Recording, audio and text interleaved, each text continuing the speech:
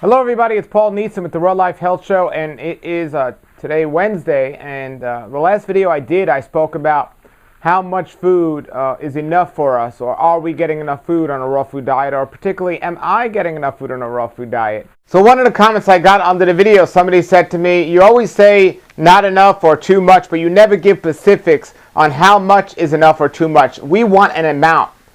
And I can't give an amount really what's best for everyone. There are ranges that you might say, but you want to remember the stomach should be the size of your fist. And when you think about that and you eat, think about how hard the body has to work. I want to say that if you eat 10 to 20 pieces of fruit a day, it's too much. But again, I can't say that because I know people that do that and they seem okay. And we're not going to know for a long time if it's too much or not. To me, it would seem like it's too much to sit down and eat 30 bananas. But again, it's not about what I think. It's about, what's working for all of us on an individual level. And I know people that do the 30 bananas and they do great. And I know people that do the 30 bananas and they haven't done great. So for somebody to say everyone can eat 30 bananas and that's wonderful for everyone, that's my issue. My issue isn't that somebody's able to do it and get away with it, or somebody's not doing it and can't do it. My issue is when somebody says, well, it works for me, so it'll work for everyone. I mean, there are a few things I could say. In my opinion, I think the raw vegan diet is a great cleanse for everyone, and some people decide to do it for a longer time. Some people decide to do it for the whole life. But I can't say there's one diet that works for everyone, again, because we're all in a different situation. As for the amount of food, to me it would seem like too much to eat more than 3 meals a day. To me it seems like too much to eat a heavy meal late at night. To me it seems like too much to eat any amount of meat more than 2 or 3 times a week, and that includes fish. For me it seems too much to have any meat in a meal that's more than a quarter of your plate. If the rest of your plate, assume it has salad on it, that's still, anything more than that would be too much in terms of the meat.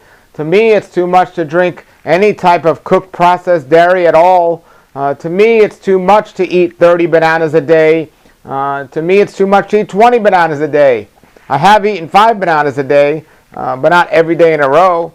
To me, it seems like too much. A lot of people, the way the standard American person eats with their snacking all day between meals, that seems like too much.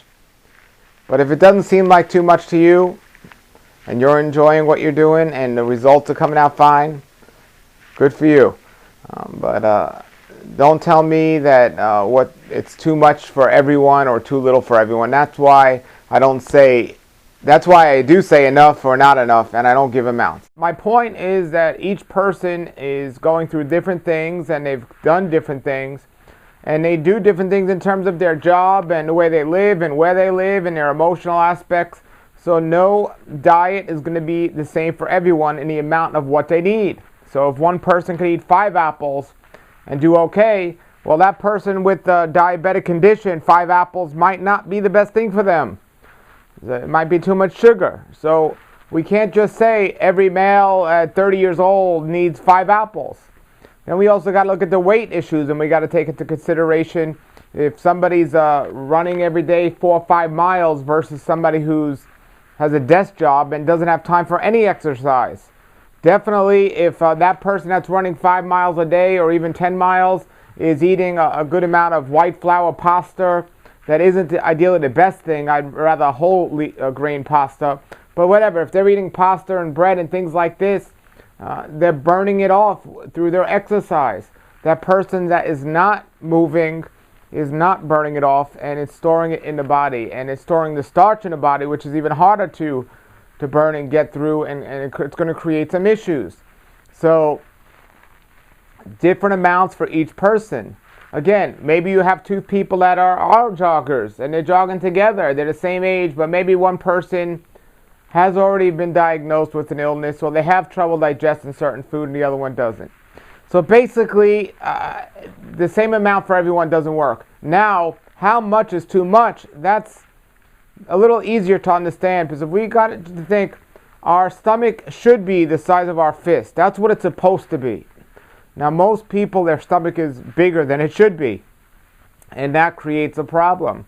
So some people teach to get more food in so you can get more nutrients. You want to expand the stomach. Not necessarily the fat around the stomach, but the stomach in general. Well, I think the opposite. I think if we eat the right amount of food and we get all the nutrients we need, we could actually make the stomach be the size it should be. So when we do overeat, we'll know because we won't be able to fit any more food in our body. We'll be like, oh man, I'm so full, I can't fit anything else. You know when you've eaten a lot and your stomach is full, you can't even put another bite in. But if your stomach is bigger, so to say, than it should be, you could fit more food in there.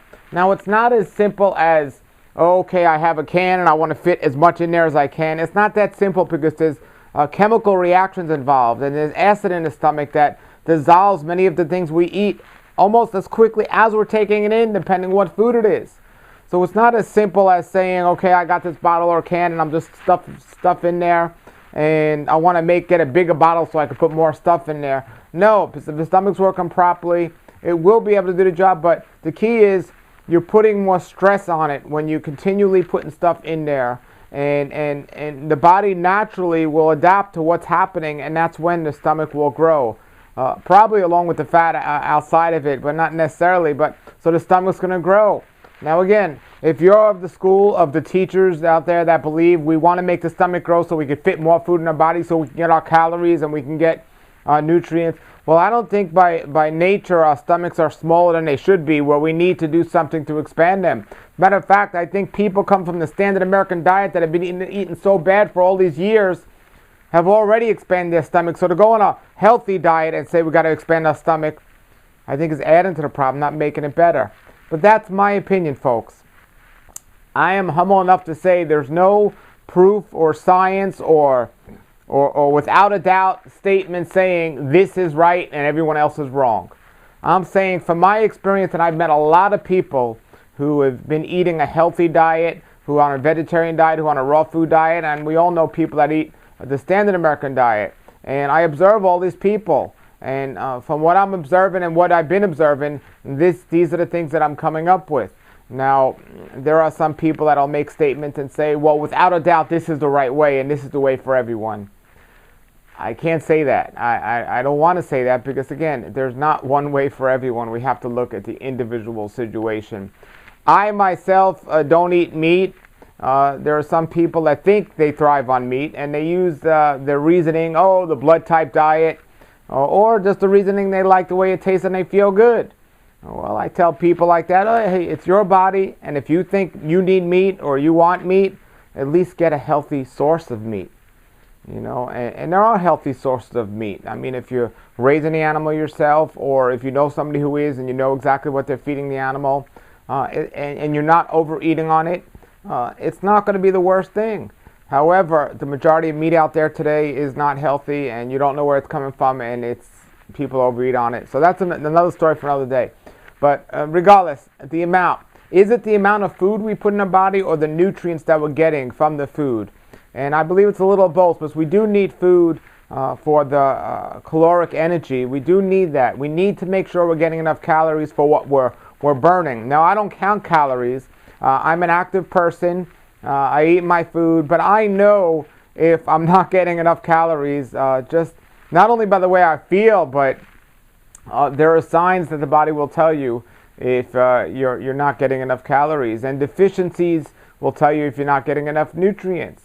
So, and the way you feel could have something to do with it as well, but I don't always go by that because people have stimulation and they take stimulants and they think that's what's getting them through it. But here's what I'll say. I know people that are extremely athletic. They could ride bikes and run for a very long time, and some of them eat a raw food diet with a lot of foods. I know people that eat the standard American diet, and they're very athletic. They could ride a bike and they could run for a long time. They eat a lot of cooked food and junk food and all this other food. On the other hand, I know people that eat a lot less and they're able to do just as much. And I know people that eat a lot less and they're not doing too well. So there's so many variables here, folks, and I guess that's my point. So when somebody says somebody needs to do it this way, I pretty much tune them out. This way or there's no way. Now, I can tell you again that what I'm doing is working for me, and I'm enjoying it, and I'm learning it, and I'm working on it. And I put a video a couple of weeks ago about my homocysteine being too high, and I'm going to interview somebody else about that, and I'm researching that and talking about that. But, and other people say, oh, my blood works perfect, so your diet must be bad. Well, most people, when they get a blood test, they're not testing anything but the basics, and my basics are wonderful. And most other people's basics are okay. But when you start getting down into the tests that aren't a basic test, and you start to really see what's going on in the body. The blood is a great messenger of the body to tell you what's going on in the body. So I think listening to blood or watching the blood is one of the important things we need to do to see if what we're doing is working for us. And that's what it comes down to, folks. Is what we are doing working for us? Bottom line, that's it. Is the diet you're eating, the lifestyle you're living, working for you? And how do you know that? You can't just go by how you feel. Your digestion, your sleep, your joy in your life, and the peace in your life. All of these things will determine if what you're doing is working for you. And if you figured it out for yourself, that's wonderful. All I say is have an open mind, because circumstances might change. Be ready for them. Have an open mind to think about things, and you'll be fine. However, if your diet and your lifestyle is not working for you, and you're not making any changes, there's the definition of insanity is to keep doing the same thing and expect a different result. That's insanity, folks. Well, we all have a choice to make. In the Bible it says many are called but few are chosen. But what it really says in the original languages is many are called but few choose. So we all have a choice. So I pray you make the right choice, and you have a great day and a great raw life. So leave your comments below the video, and see you later. Nature's wealth, good for your health. This is the Raw Life Health Show. Raw Life, brighten up your life.